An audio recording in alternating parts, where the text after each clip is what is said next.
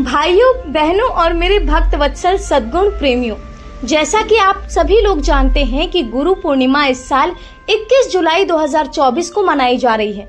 लेकिन इसके पीछे की असल कहानी क्या है, इसको बताने का साहस तो मेरे पास नहीं है, लेकिन मैं अपने टूटे फूटे शब्दों से ही गुरु पूर्णिमा का महत्व और उसकी आवश्यकता जैसे विषय लेकर आप सभी के समक्ष प्रस्तुत हुई हूँ।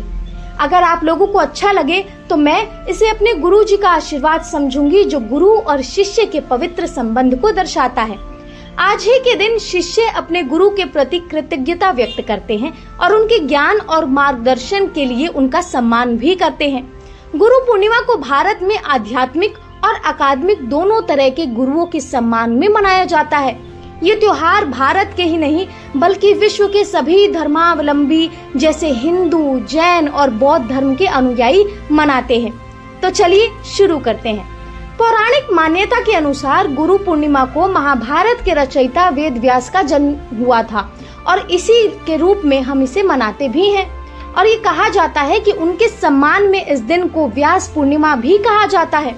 शास्त्रों में ये भी कहा जाता है कि गुरु पूर्णिमा के दिन ही महर्षि वेद व्यास ने चारों वेदों की रचना की थी और इसी के कारण उनका नाम वेद व्यास पड़ा था। पूरे भारत में गुरु पूर्णिमा का विशेष महत्व है। गुरु पूर्णिमा को आषाढ़ पूर्णिमा और व्यास पूर्णिमा के नाम से भी जाना जाता है।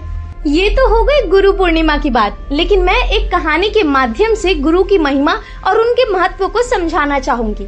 चलिए कहानी शुरू करती हूँ। एक किसान के खेत में एक गाय नित्य चर जाती थी। दुखी होकर किसान ने एक दिन उस गाय को पकड़ लिया और लेकर राज दरबार में पहुंचा। जब फरियादियों की पुकार हुई तो उस किसान ने अर्जी दी कि ये गाय नित्य मेरा खेत चर जाती है। हाकिम ने उस गाय को बंधवा लिया और उस गाय के मालिक को बुलवाया। जब गाय का मालिक आया तो हाकिम ने पूछा कि अपनी गाय को इस तरह चोरी करने के लिए क्यों छोड़ देते हो।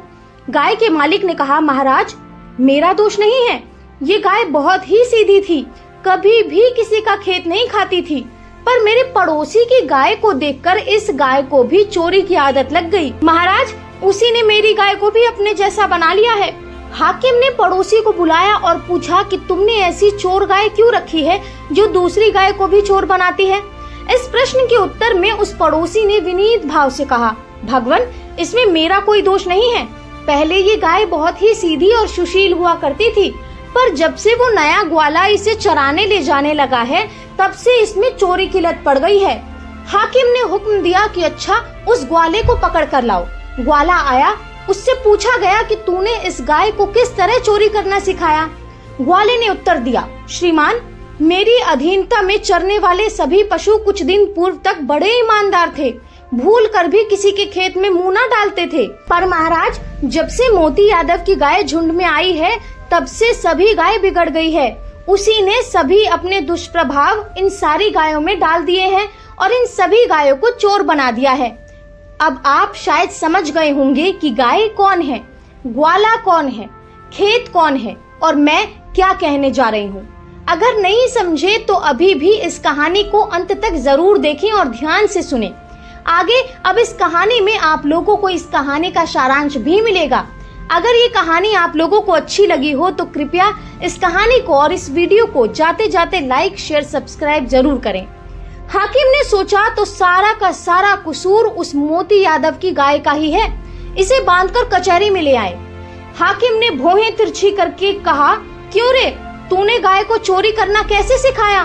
मोती के पांव थर-थर कांपने लगे। उसने डरते डरते कहा, हुजूर, मैंने चोरी करना नहीं सिखाया। कुछ दिनों तक कमजोर रस्सी से इसे बांधता रहा। उस रस्सी को ये झट से तोड़ देती थी और पास के खेत में चर के आ जाती थी। उसी टूटी हुई रस्सी से इसे बांधता रहा। उस टूटी हुई रस्सी को ये झट से तोड़ देती थी और पास के खेत में जब चर के आती थी तो मैं दोबारा उसे उसी टूटी हुई रस्सी से बांधने लगता था, लेकिन दूसरे दिन ये फिर तोड़ देती थी। कई दिन तक ये क्रम चलता रहा। बस तभी से ये पक्की चोर बन गई है। हाकिम को अपने न्याय पर संतोष न हुआ तो उसने कहा कि मुझको पाप लगेगा, इसलिए उसने अपने नगर के सभी बड़े बड़े न्यायाधिकारियों को एक सभा में बुला लिया। सभा में बहुत तर्क वितर्क हुआ और बहुत विचार विमर्श हुआ और इस बीच में एक बात पता चली। ये बात पता चल गई कि मात्र एक कमजोर रस्सी के कारण झुंड की सारी गाय चोर बन गई है और राज्य में अशांति छा गई है। ठीक उसी प्रकार दोस्तों, हम भी अपने मन की कमजोर रस्सी के चलते मन की रस्सी को तोड़कर हरियाली को देखकर चरने चल देते हैं और इस आदत से मजबूर हो गए हैं।